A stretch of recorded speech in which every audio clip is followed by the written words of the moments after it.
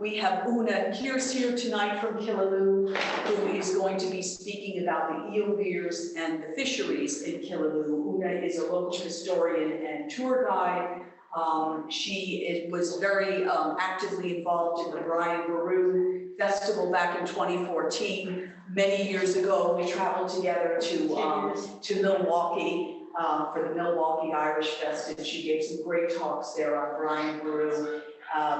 Anyway, Úna does tour guiding, you do school tours, and she is a local historian. Some of you may recall her father, Seán Kierse, who was a very well-known local historian and author who wrote about a variety of topics, including Killaloe, the book on Killaloe. So without further ado, I'm going to hand over to Úna, okay? And any questions, please feel free to ask at the end. For those of you on Zoom, fire your questions into the chat box if you don't mind, okay? Off we go. Okay. Thank you very much, and thank you very much for the invitation to speak here to you tonight. The first thing I have to do is confess that this is not all my own work. A lot of this is the work my father had started, and probably what the last research I worked on. I did do some of it with them, but a lot of it has come from my father's work. Indicate what I'm going to cover here tonight, and of course in an hour we can't cover everything about eel weirs and fisheries in Killaloe. I'm going to talk a summarised version until just about the Shannon scheme until about 1930. We'll talk about the eel weirs. We'll talk about the river first at Killaloe, the eel weirs, why there were eel weirs at Killaloe, how they were constructed, who the owners were, a little bit about eels as food in Killaloe. Then we'll talk about developments on the River Shannon from the 1840s until the Shannon scheme, because that had a huge impact on the fisheries and weirs. We'll also look at those who got some compensation. And I'll finish with just a few nuggets about the local fishermen. So we're talking, we're not going to go further than 1930 really. If you have difficulty on this, okay, do that. So, the first thing about the River Shannon flowing through Killaloe, it's the longest river in Ireland or Britain, as you probably know. It's estimated to be about 360.5 kilometres long. The source for many years, we believed, was in Cavan at the Shannon Pot, but in recent years we've discovered that it goes a few miles further north to Fermanagh to the Pigeon Pot. So it's approximately 360.5 kilometres. So Killaloe is at the southern end of Lough Derg, nestled between the Slieve-Barnon Hills and the Aran Mountains of Tipperary. And the river passes by Killaloe, meanders between Killaloe and Ballina en route to the Atlantic via the hydroelectric station at Ardnacrusha. And again, that had a huge impact on the river and the fisheries of Killaloe. And the huge force from the volume of the water powers the turbines at Ardnacrusha. And from there it flows on to the Shannon estuary via Limerick. So when the River Shannon was once millions of years ago, was established in its route, the central plain in the country, this is a bit about geography, but I'm not a geographer, the central plain in the country was a lot higher, and back then the easiest route was via Killaloe, the route that it took. But over the years, the central plain lowered, so these days there's much softer rock towards Galway Bay. But nevertheless, it continued its path through Killaloe. So that the hills, the path it has hewed its way through very hard rock. There were non-soluble rocks, Silurian rocks and Devonian rocks in the hills around Killaloe and indeed at the base of the river. And these rocks, or these hills, form a natural dam, and so Lough Derg was created. And the only outlet from Lough Derg was at a gorge where Killaloe is today. The slate sill in the riverbed formed many rapids and obstructions which interfered with the flow of the river. And following heavy rains or heavy snow, the water couldn't drain away quickly through those hard rocks, and so the area was prone to flooding, and it would back up further up the River Shannon. So that's a little bit about just about the river and where it is in Killaloe. So now to the eel weirs. Why are there eel weirs in Killaloe? Well, thousands and thousands of years ago, when Neolithic man was was roaming around. He settled at Killaloe. And Seán Kierse believes that Killaloe and that area may be one of the earliest inhabited places in Ireland. He certainly mentions Towntilly and the hills above Ballina as being one of the earliest inhabited places. And they settled there because there was an abundance of fish in very shallow water, easily caught at rapids. So there was an abundance of food for them, so they would settle in the area. And we sort of have proof of that because during the 1930s, during the Shannon scheme, hundreds of stone axes, and stone axes used as tools rather than weapons, were found in the river, and a lot of those are in the National Museum today. The word Kincora, which is where Brian Maroon had his palace, literally means the head of the weir. So it was above the river, there were the weirs. And just a few mentions of eel weirs, or eels at Killaloe. Okay.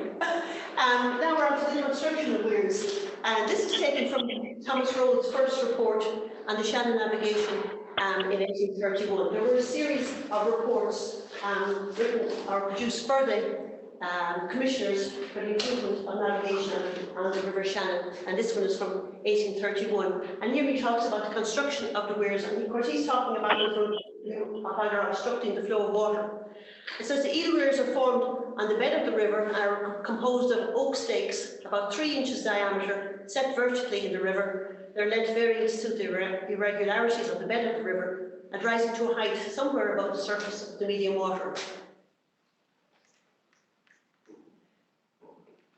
Right. They are placed at small distances apart and strongly wattled together with smaller material in the form of hurdles or basketwork from top to bottom. And for the purpose of giving them strength to oppose the currents, large stones and coarse gravel are thrown in against them to a depth of several feet. Small openings about 4 or 5 feet wide are left at the lower end of the weirs to fix nets, and those openings were called eyes. The weirs were obstructions to the free current of water, which is why this report was being written at all. So that's from Thomas Rhodes, and he was an engineer on the commissioners, or on the Shannon works. This photograph of eel weirs, you can see the wooden frames from there, and the eyes. This was taken from the Surgeon General's John O'Neill's photograph album, so it's taken in the late 1800s, but it's probably very similar to the weirs that were there sometime earlier.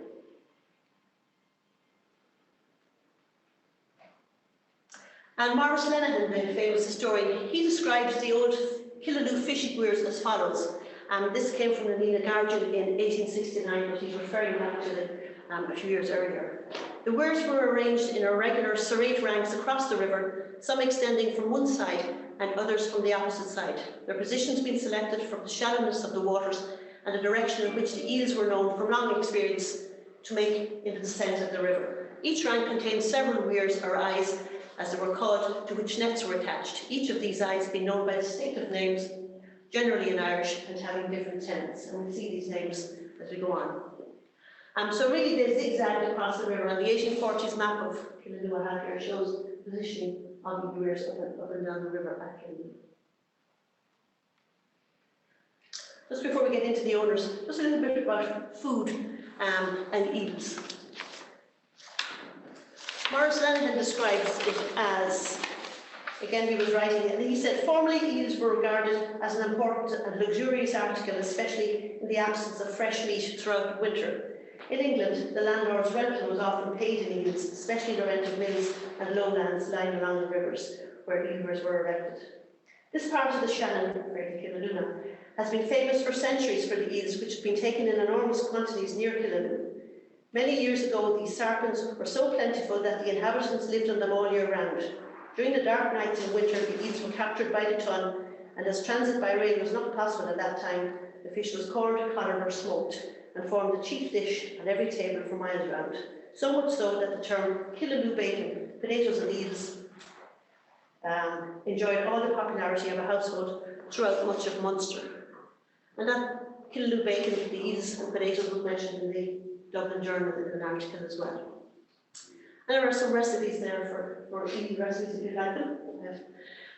Basically they're eel fry boiled in milk and herbs. Doesn't sound to my taste. Lamprey eel soup, Mrs. Malone, we'll be hearing about her son later. She claimed it was a cure for ulcers of the stomach. We heard that there was a French tourist in Killaloe who had gone to many eminent doctors abroad and couldn't get a cure for his ulcers, and this lady cured him. Collared or smoked eels, they was similar to smoking pipe, and they cleaned them out, wrapped them up in muslin and hanged them inside their chimneys where they would be smoked over time. Boiled eels was also a popular dish. And then you have uses for eel skins and eel fat. So the eel skins were used as flail herrings, tongs, and strops for sharpening razors. And the eel fat was an esteemed cure for rheumatism. And that information was given to my father by Jack Burns. He was born in Ballybally in 1904, and he lived on Main Street in Killaloe. He had a little shop just above where the post office is today. So he and his wife lived there. Now, into who owned these weirs and fishing rights. So before the 17th century land confiscations, the adjacent landowners controlled or had ownership of the fishing rights. So on the Clare side there were the O'Briens and the McNamara's, and on the Tipperary side there were the O'Briens of Ireland. So following the confiscations in 1665, King James II granted William Worth, he was the son of Bishop Edward Worth in Killaloe, he granted him net fishings, pier fishings and weirs on the Tipperary side. So this William Worth, he was also a barrister and a judge. And the fisheries on the Clare side came into possession of the established church, again Bishop Edward Worth. And in 1660s, he set these to Mahon O'Neill for £28 per year. And one condition was that he would furnish the bishop's house with fish every Wednesday, Friday and Saturday. And that's mentioned in both Frost's History of Clare and Eel Weirs' History of the Diocese of Killaloe. That was the 1660s. In the 1670s, William Rice had rights to fisheries known as Sackmore, Cragganbrine and parts of Howley Van and Culnamore. And these were most likely salmon fisheries. So William Rice had rights to those. And in 1656, Rice received a lease of Finlay, Killaloe, their townlands of Killaloe, and the chapel of St. John. That would be the church in Killaloe before our current Catholic church. And two houses, so the chapel and the two houses went together. He got those from the Earl of Thomond. In 1705, Bulstrode, Kerton, Whitelock and George Whitelock had fishing rights for those that we just mentioned, including the land in Finlay and Killaloe and the houses and St. John's Chapel. And they in turn passed on or were rented by the Gibbing family. And in 1747, Simon Purdon from O'Gonalow, O'Gonalow leased a lot of land in Killaloe, he leased the one, the Callyware, to Ambrose Wilson of Carrickhannish in Limerick. And in a book, The Tour of Ireland, 1813, Reverend J. Hall states that one item of the bishop's income is 1/10 of the eel's cart. So that's in 1813. So those fisheries were leased over 200 years.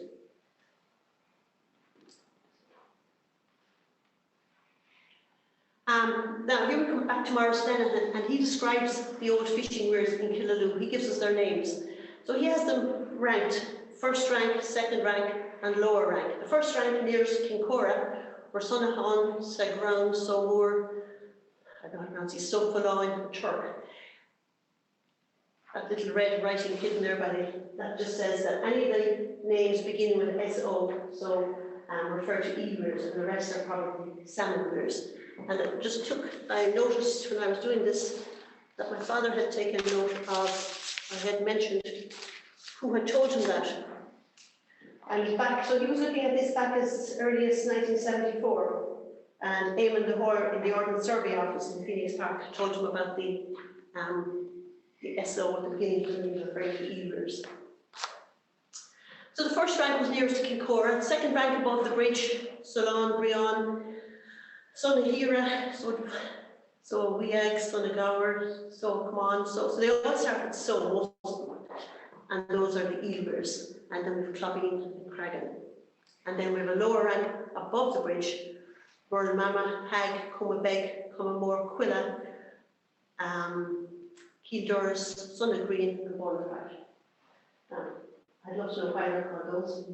That's another thesis for somebody. And then we have the Castle Weirs, and that name is given to the castle that stood on the verge of a low, slightly projecting point above the bridge on the Clare side. And below the bridge, we had the Rollston Weirs, and there were 5 of those, the Pound Weirs, and there were 4 of those. And there was a large weir immediately below those, quite a large weir apparently, down opposite the marble mills, and that was called the Sonnencourt Weir.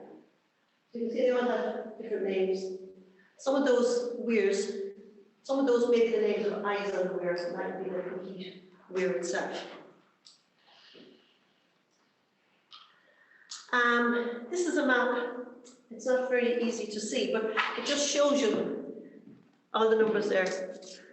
The number of weirs all up through the river. Sorry. This here is Killaloe, the Clare side. Here's the Tipperary side, and just shows the sheer number of weirs and eyes on the river.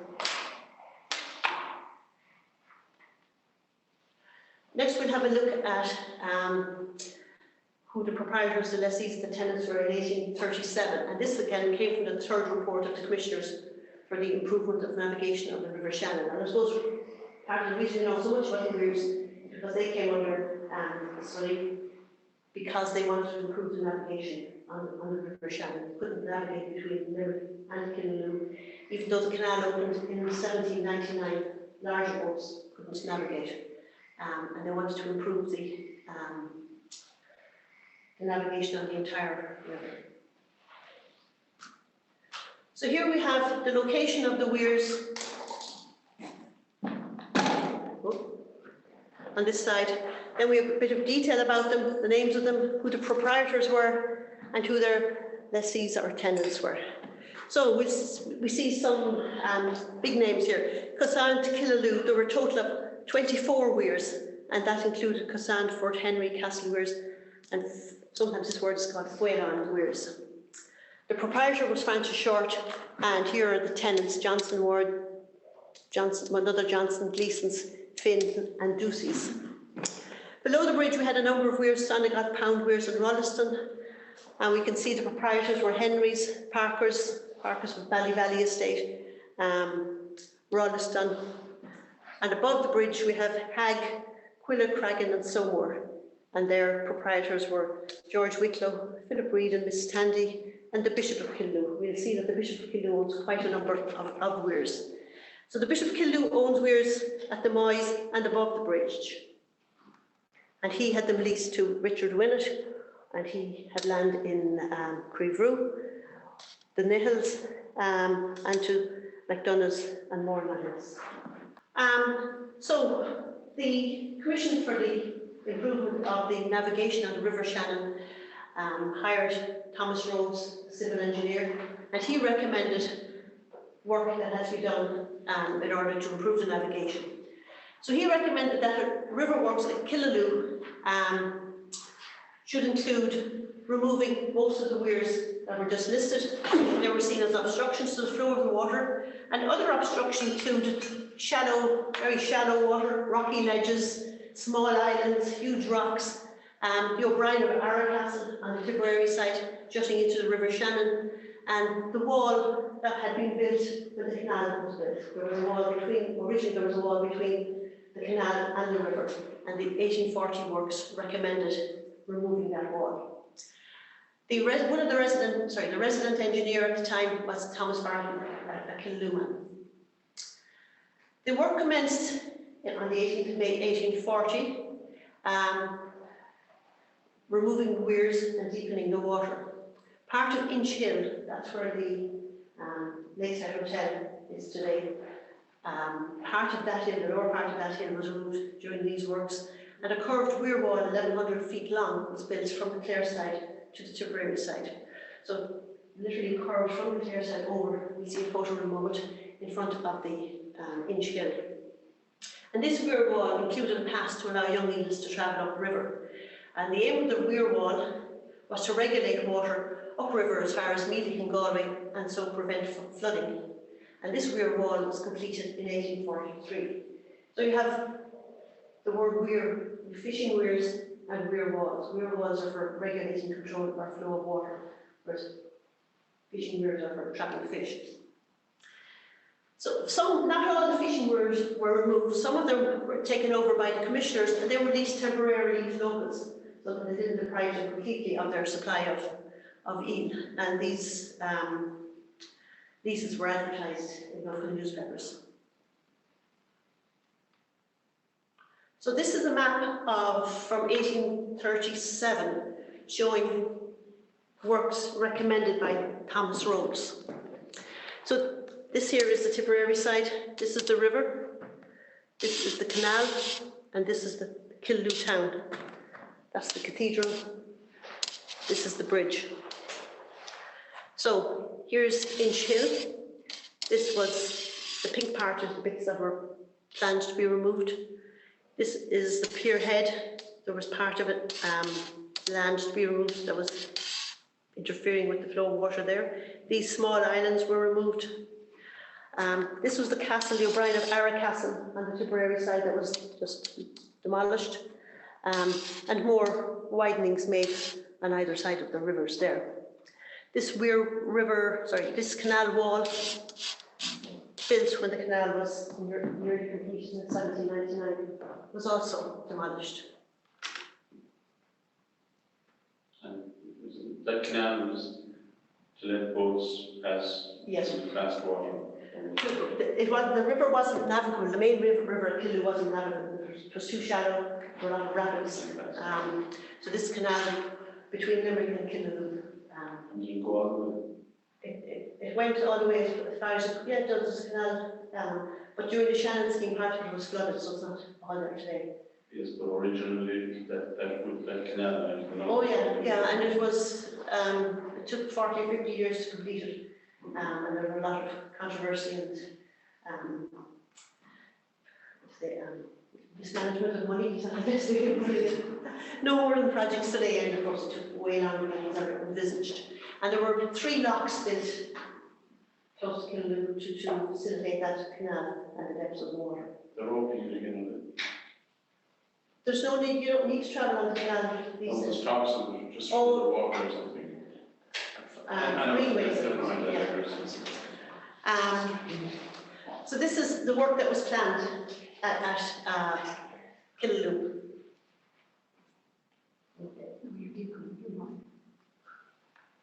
But that's a similar map, it just doesn't show up quite as well. This here is that 1,100-foot wall that was built. This is just below the Killaloe Library, and it's swept across in a curve, ending more or less just in front of where the Lakeside Hotel is today. Of course, the hotel wasn't there then. And these timber stakes were put in place. The wall that was originally built with the canal was removed, and those timber stakes were put in place to keep boats from veering out onto the river. But that in itself caused trouble because they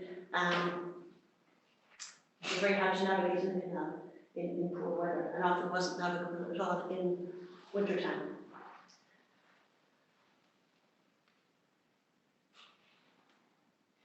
This is the O'Brien of Ara Castle on the Tipperary side that was demolished during those works.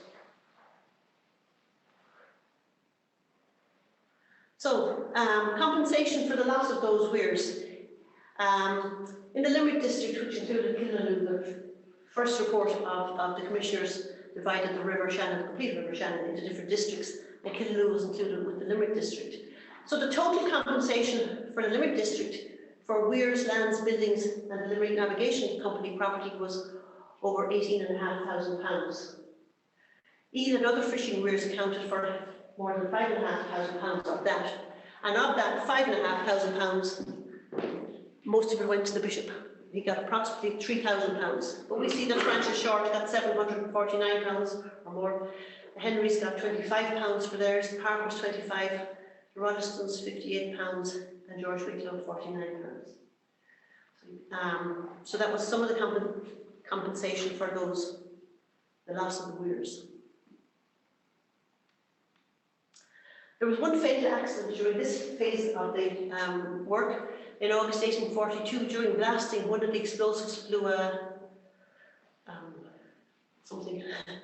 block of nearly half a hundredweight high in the air. It fell to the top of a nearby house, killing a young girl, Margaret Ellis, in bed in 1842. The river works of the 1840s continued. The wall took on 1843 to build. The works continued up to the time of the famine, and then there was a lull. But the purpose of those works was to alleviate flooding further over the country. It didn't work completely very well.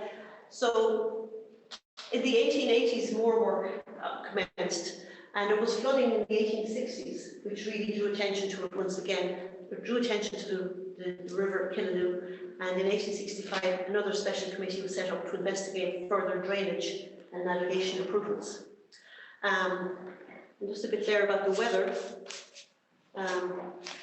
There were unusual weather events. One in the 1850s, where a storm blew back all the water on the river, exposing the riverbed, and thousands of fish, salmon, trout, and eels were exposed. People had field day, and we were able to gather plenty of fish. That happened in the 1850s. It happened back in the 1700s. It happened in the 1600s as well, where severe winds blew back the water from the riverbed. Of course, the river was quite shallow. It wasn't a huge river back then. So these works from the 1800s, the special committee set up had a number of people give evidence, and John Winder of Killaloe was one of those people. He was a captain on steamers on the Shannon. Steam engines for or steam ships, including the Lady Lansdowne and Lady Burgoyne, were popular method of moving goods on Lough Derg from the 1830s on. From the 1830s until the railways became popular in the 1860s. John Winder of Killaloe, he gave evidence, and he was very critical of the work done in the 1840s and the removal, especially the removal of that wall between the river and the canal, which led to an increase in current, making navigation dangerous, especially in winter.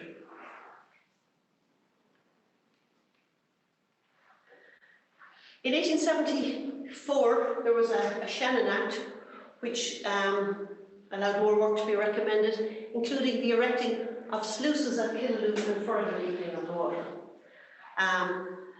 So despite local objections to that, because locals were worried about their fishing industry, the erecting of the sluices commenced in 1880. And just to mention here, the second half of the 1800s was boom time in Killaloe because of the fishing industry. There were 6 or 7 hotels in the area servicing the needs of well-heeled fishermen who came from the continent for many weeks at a time for fishing. So Killaloe did very well from it. Nevertheless, there were local objections, but the work commenced in 1880. That work kept going for about 10 years. And one of the engineers on that was another local man, Maurice Fitzgerald, who was the son of the bishop. And those sluices that were erected, 36 of them that were erected in the 1920s, they remained in place, they were erected in the 1880s, they remained in place under the Shannon scheme in the 1920s. And in 1887, the drainage part of that scheme commenced, and the river was diverted to one side and a temporary railway was laid on the riverbed. And the dredged material, one of the places it was dumped, is still known as the tip head today on the Tipperary side. It's, you know, where the outside, the open air swimming pool is in Ballinasset. Between that and the river, there was a mound, and that was the material that was dredged from the bottom of the river. Of course, it has been planted since, it's not as obvious, but that's known as tip head. And in that drainage work on the river, machinery from Glandore Harbour and Cork was used, technically used.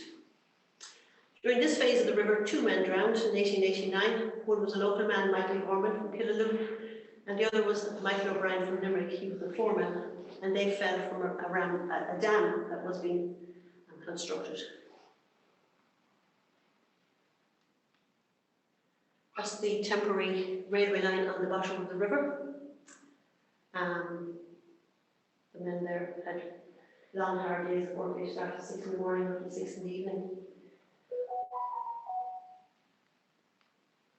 There are the sluice gates placed across the river from the Tipperary side. So those are the sluices, and there's the wall, a newer wall placed there, and that's the wall of the canal.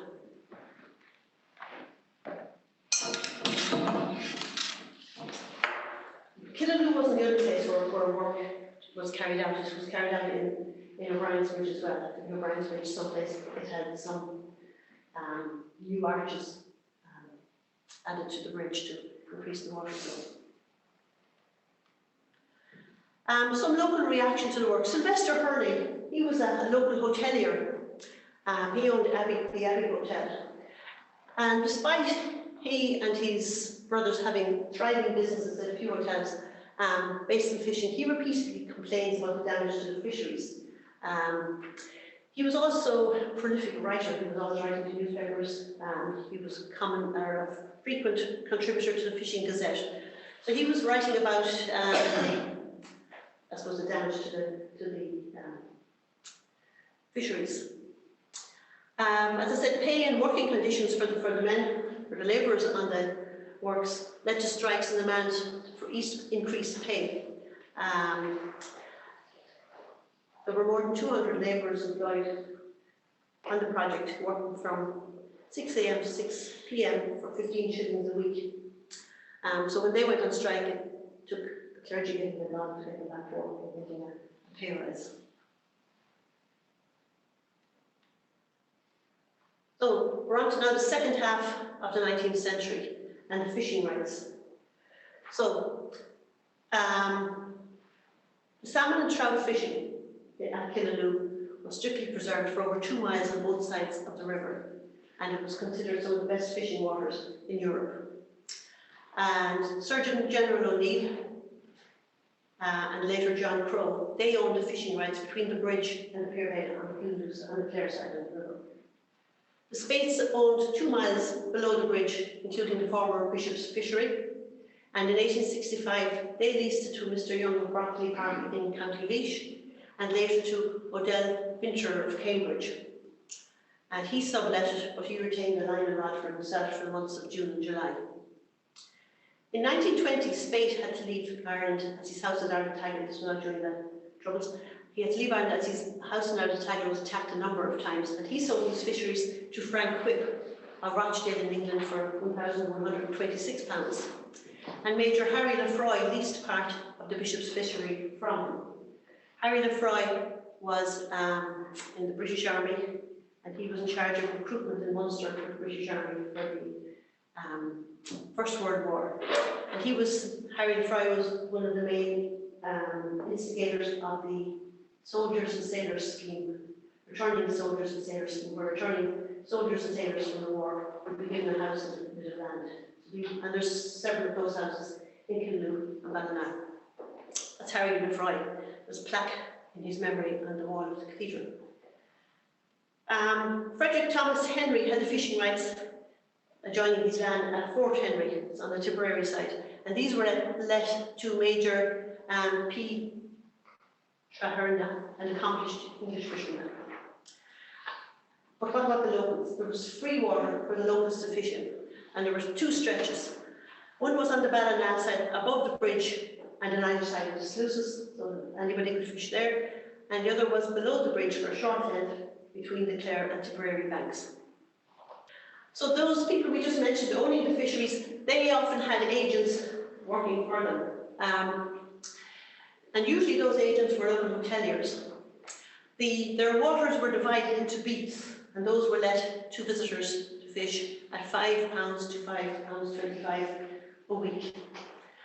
So 2 local hoteliers, Patrick Grace of the Isle of Man Hotel, he was the agent for Odell Pinter, and Sylvester Hurley, who I mentioned earlier, of the Abbey Hotel, he was the agent for Young's and the Surgeon General O'Neill. In the 1860s, Killaloe was moving due to the tourist fishing industry, and this was helped by the development and extensions of the railways.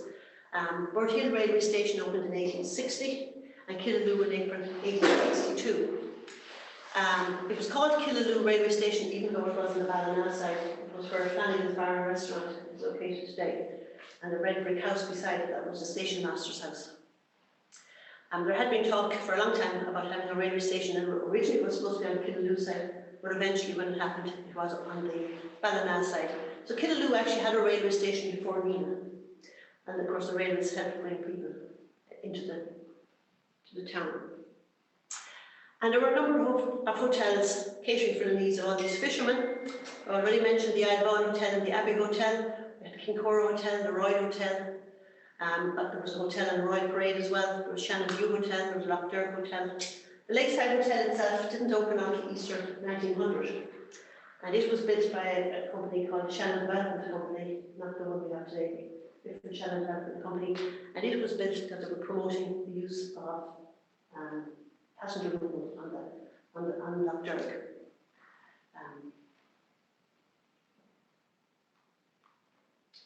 Griffith's valuation, 1855, we see tenants, lessors, and the type of fisheries.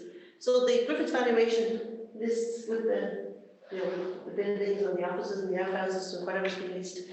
Sometimes it lists weirs as well, where it's needed. So Moyes, the tenant were the Nettles, McKeows and Willets. And the Committee for Public Works owned the Moyes weir at this point. The Shannon Commissioners changed names a few times. At this stage they're being called the Commission for Public Works, or part of the Commission for Public Works. And they had Eel Weirs. The Bishop of Killaloe, his tenant was Joseph Winnett, and he had Samuel Weir. In Clonfala in 1852 we see James Crowe being the tenant of George Wyndham, and he had a salmon fishery. And in 1866 in Arclooney, Edmund Connell Fitzgerald leased for 21 years to local fishermen Dennis and Matthew O'Brien and George John and Michael Cleary.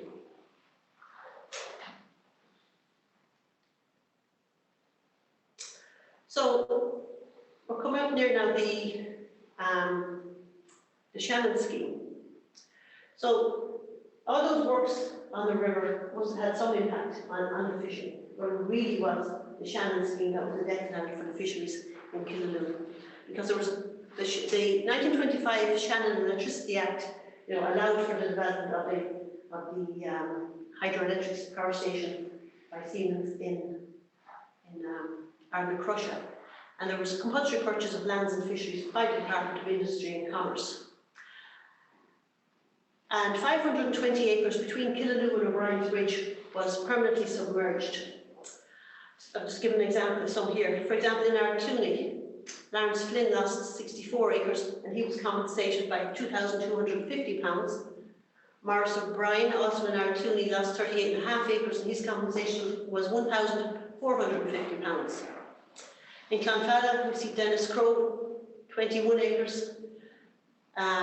He was compensated by £1,200. Mrs. Anne Mulcahy had 26 acres, she got £1,250, and John Sheedy had 8 acres and £345. At the pierhead, Major Ingham, he lost land and he had to make alterations to his dock there, and he was compensated with £775.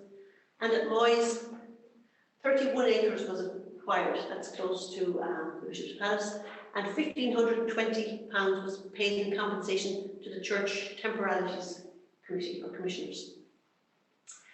All the Killaloe salmon fisheries acquired from the Whips, Samuel Whip and Frank Whip. Frank Whip got £3,000, the Lefroy's got £2,000, representatives of John Crowe, he was deceased at the time, he was a draper, and the Henrys at Fort Henry got £9,200. They were the owners of the fisheries. The local fishermen who lost their livelihoods, they had to wait 10 years for very little compensation.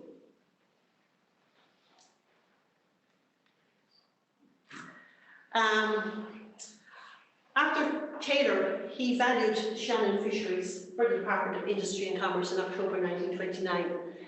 And the sections relevant to Killaloe were 41, sections 141 to 47 and 59 and 60.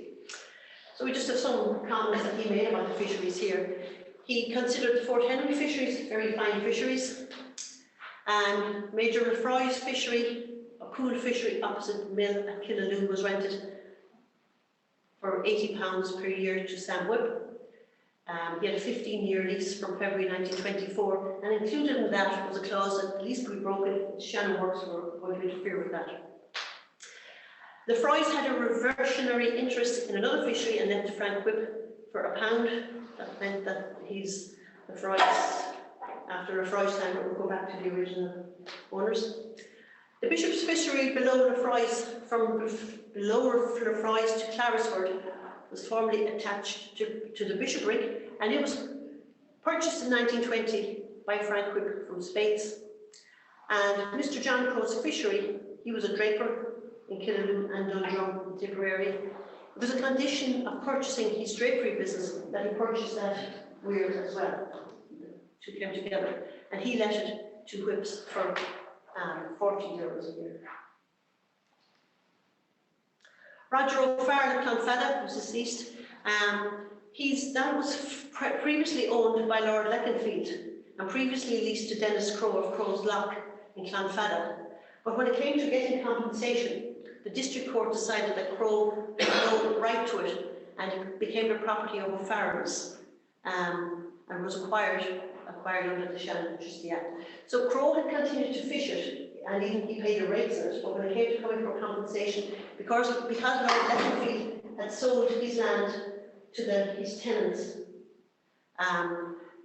Crowe wasn't deemed the owner of the fisheries. We see Kate Mulcahy renting 2 grips for €7 per pound. Killaloe net fishermen, Dennis Crowe, William Barry, Joseph Ahern, Taylor ascertained that they had no legal rights because they were fishing in freshwater or in free waters. And he commented that they were not above poaching. And the claim may arise with regard to the free waters, and it did. And the eel fisheries, the property of the OPW, were let to Anthony Mackey from Castleconnell for £1,800 per year. They included the Athlone and Eel Weirs, but those were considered derelict at the time, and Killaloe was the main weir. Anthony Mackey also had holding tanks which were submerged at this point. He had holding tanks where you catch eels, hold them for a while before you sell them off. They were sold to the continent and to London. So Mackey looked for £15,000 compensation, but Taylor in his report only recommended £5,000 at most. And the OPW were compensated for theirs to the tune of £28,000.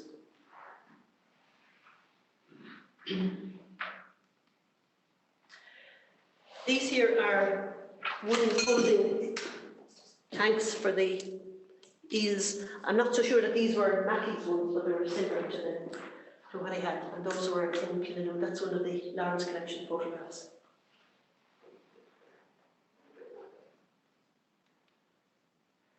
And now just a little bit about some local fishermen in the late 1800s. John Francis Malone, his mother was the lady by the zoo. He was known as Whopper, because everything he caught obviously was a whopper. He was a gillie as well as a fisherman, and he was a gillie to Jonathan Hine, a QC in Dublin.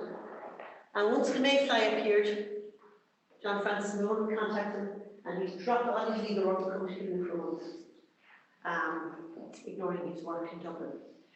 Joe Ellis, or Old Joe, he lived in Mayfly Lodge, and it was a gathering place for young fishermen, and it was said that he would catch, or the word he used back then was kill, 18 to 20 trout a day. And apparently in his 80s he'd walk to Limerick and back just by a fishing tackle. The Ellis brothers were renowned boatmen, controlling boats on the rapids and in rough waters, and they also made the fishing cloths used by the fishermen. And Jim McAuliffe, finally Jim McAuliffe, he was a one-armed fisherman, and apparently he was a top-class fisherman. He'd catch the rod under the stump of his arm, what was left. He was in the English cavalry, and he accidentally shot his arm off. He used to joke that he wanted to get home to Killaloe to fish. That's why he did it. That's a dredger working in the late 1800s at Killaloe. There's more of the temporary railway line laid.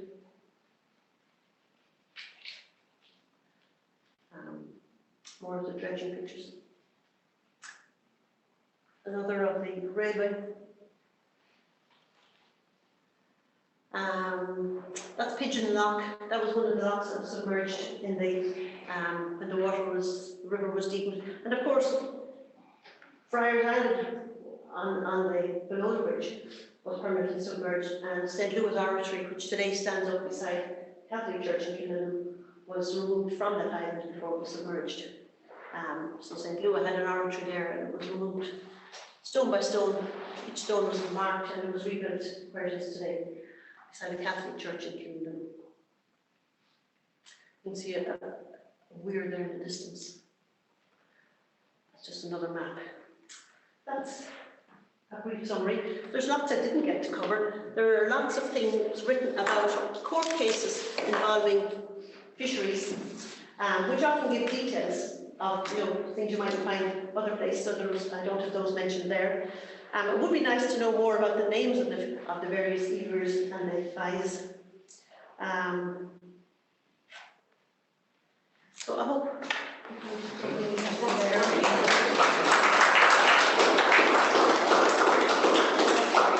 That's very interesting, and the maps are fantastic, and the photographs that you've had are very, very good. Does anybody here in the audience will have any questions? I just wanted to make a few comments in there. The eel fishing was only done mostly in the winter. Yeah, winter. The eels never moved on the night of a moon. Sorry, they never moved They in the moved night. like the moon. No. They only moved in darkness. Yeah, darkness. And you go across fields and because my late father was fishing eels at one stage. Yeah. On the River Fergus here, just up beyond the Killaloe Bridge, there were 7 families fishing up there, fishing eels up to the lads that was McNamara. But there were 7 families who would fish eels up there. The eels that come from the Sargasso Sea. Yeah, they come back to yeah. Yeah. And yes, and we mentioned Mackie's weirs there as well. Forgot to mention that, of course, when the Black and Tans interfered with the fisheries as well, and took over some of the fisheries and took over some of Mackie's where they had them stored, and they sold them. You mentioned a few names that are people I knew that I know and the pros. I'm very friendly with this swimming lot many years ago, and their father was a draper in Killaloe. And then there's a Tony Lefroy in New Dublin. He's the same family. His sister had a flower shop in Limerick. Yeah, and John Lefroy. John Lefroy, yes, same family, yeah. And you mentioned Fort Henry. I'm just curious, whereabout was Fort Henry's on the Tipperary side. Okay. Like we're going between Ballina and Murhill. Okay. To the right. Is there an error? Yes, an hour. Okay, that's the interesting, yes. Okay. Where was Spade's house that you mentioned? Spades had a place in Limerick, and they were also out in Derry Castle, out the Port Road. Where? Derry Castle. Oh, Derry Castle. Derry Oh, that's the castle. That was a castle. Yeah, there was a castle. The old Bornlands. Oh yes, that was the castle I mentioned that. My family came over there. Sorry? On my grandmother's side. Oh, okay, yeah. So the castle. Sorry. From the castle itself. Oh, from the actual castle? Yeah, they were involved in that castle. My family, my mother's side, Bornlands. So there was a Born mentioned there. There was Jack O'Born, yeah. He was from Valley. I'm not sure it was a relation, but they're well in that region. Derry Castle is where they came over. Okay. And the O'Brien's Castle that you referred to, The O'Brien Barrett Castle. yeah, where is that? What's that That's- location now? The, in front of Flanagan's Bar and Restaurant, you know where that's? Oh, yeah, okay. The land used to jut out into the river. Oh, okay. Yeah, it was on that. And that's where it was? That's where it Okay. was, yeah. Wow. Pretty good amount, I'm sure they managed some other things there. Yeah. I'm just going to take a quick peek now to see if we have any questions from our Zoom audience. We do have Sylvester Hurley's great-granddaughter watching, so that's nice to know. Jill McNamara, her McNamaras are from the Tulla area, so Jill, if you want to make contact with me, Jane, I'd love to hear from you. And then we did have the mic on mute. I'm sorry, apologies about that.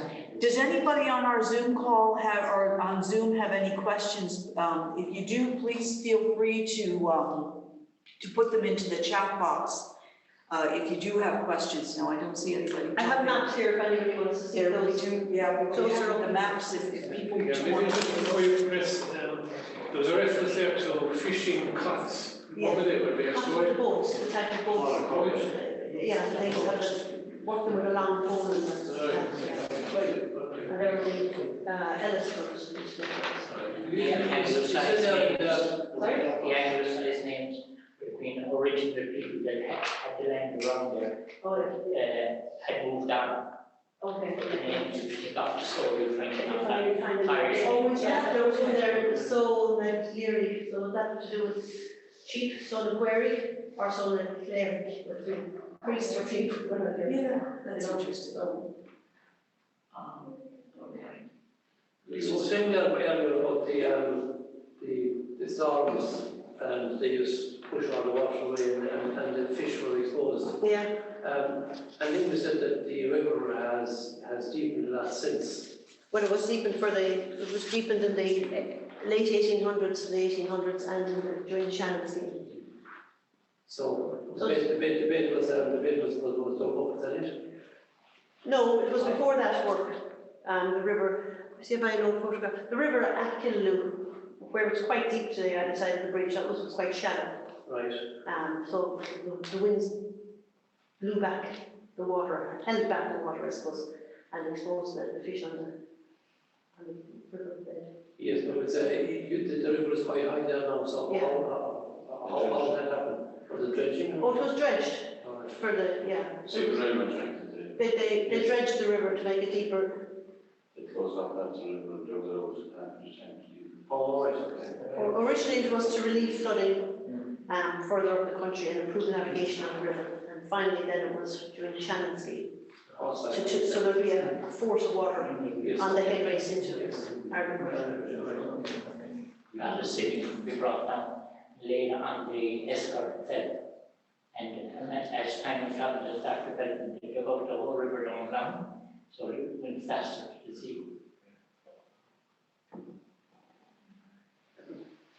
Was there any boat building or was there, maybe there wasn't any need for Apart from that, between in Killaloe with all the fishermen, but maybe you didn't need that because of the, not on a big scale. no, okay. Yeah, I just wondered, So just one question, the ESB then ended up owning the fishery rights Yeah, in Killaloe. yeah. Did that happen after That was Shannon's after, just scheme? around the time after Shannon's All right. scheme, yeah. They controlled the bridge. Yeah, and then they developed the salmon hatcheries at Cartine in the 50s and 60s. Now, it should be said that what was the best salmon river in Europe, to expose fish, there were so many fish in it, people began to get the thousands and thousands and thousands of salmon that was fishery, and it's now practically dead. Yeah. It's expensive, and completely because of that, unfortunately. And probably now that we look back at it, unnecessary, so the ESB made 250 million profit last year, but still no fish price. No, yeah, I know. But I think that you're wrong, I think that the fishermen didn't need it. The problem there was when they started to go to ammonia factories further up, the water got darker and the light wasn't coming in. The light wasn't getting to the bottom of the lake or whatever, and then the fish, that was the reason for all in the fisheries. No, it wasn't. Sorry. Knocked out. It came knocked out, it was always red water. You wouldn't see the bottom of your foot, 100 years ago, you wouldn't see the bottom of your well, and it's locked down. Yeah, and apart from the water being very shallow back then, it was also very noisy on the rapids falling on the station base of the river. Okay, all right, that's interesting. Okay, are there any more questions or are we okay? Thanks a million. This was great, very, very good, Una, very interesting. We have two more talks there. We have a talk in the 16th of March. That is Noreen Bracken speaking on the Coroner's Court in County Clare. And on is it the 20th of April? I think it is the 20th of April, is Ghislaine Duray and she'll be speaking on the No-No family, and that will be in person. She'll be actually here in this room, talking about the No-Nos. And for some of you, that was one of our first Zoom lectures there almost 3 years ago, 2.5 years ago, that she gave, and that was, that's very interesting. The No-No family was very, very interesting in Clare, or in Ennis, I should say. Now we have, do we have a date for the book launches? Yeah. We have 2 book launches that are taking place there on the 22nd of March. Is it here? No, No, at the back of the cathedral. at the Ennis Parish Hall. Yeah, Okay, that's a Wednesday night now. Wednesday No, night. yeah. So we'll have our meeting first on the 16th of March, which is our usual Thursday meeting, and then the following Wednesday, the 22nd, there's a book launch, and the book launch is the Erasmus Smith House by Lucille Ellis, who's done a number of books for us at Clare Roots, and the next one is The Hermitage by Joe Shannon. So the books will be available for sale there in the parish hall, and you're all welcome to attend. The authors will be there, and it should be very interesting anyway. And then, as I said, so we'll have our meeting the 16th, book launch the 22nd, and then the 20th of April is our last meeting until the autumn, until September. We break for the summer. Okay, so thank you very much, everyone, for showing up. Sorry for a bit of the muting and the various bits and pieces, the tech difficulties, but thanks for being very, very patient about it. And we'll see you in another month, 4 weeks' time. Thanks for that.